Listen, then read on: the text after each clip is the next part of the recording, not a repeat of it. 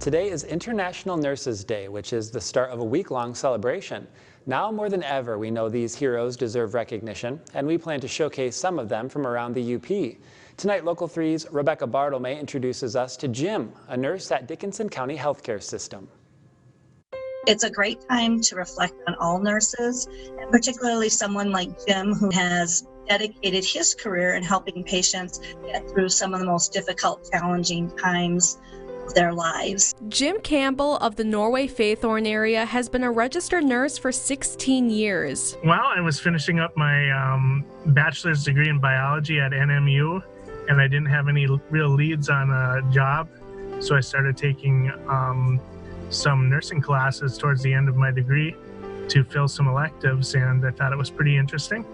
And then after I got my biology degree, I went on to school for nursing. Jim, a husband and father of 3 children, works as an oncology nurse for Dickinson County Healthcare System. When you're treating cancer patients, it takes that extra compassion and the ability to form relationships, because this isn't a one-time visit. You're with cancer patients over a long journey. As Jim explains, when you're working with people's livelihoods, it's more than a career about medicine. A patient told me one time that you were the one who peeled me off the walls when I was starting cancer treatment. And by that, she meant took away her anxiety. And the first treatment date for a cancer patient is sometimes the scariest day of their lives.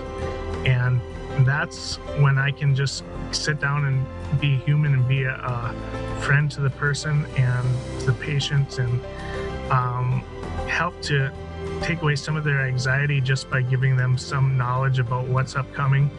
And I don't really do much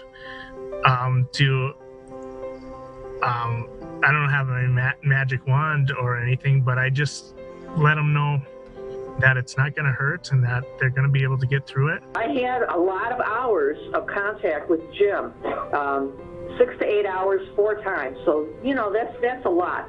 And he was consistently nice and friendly and caring, and totally went out of his way to make me comfortable and to take care of my every need. Loretta Feynman Villa-Felch went through those 6 to 8 hours of chemotherapy 4 times for endometrial cancer between the end of 2019 and the beginning of 2020, and Jim was by her side each time. One time when I came in, I had another medical issue outside of the chemo, and instead of telling me, well, you're going to have to take care of that somewhere else, in the hospital, or schedule an appointment somewhere, he actually contacted the personnel that were needed and had them come in and actually worked on my problem while I was doing the chemo.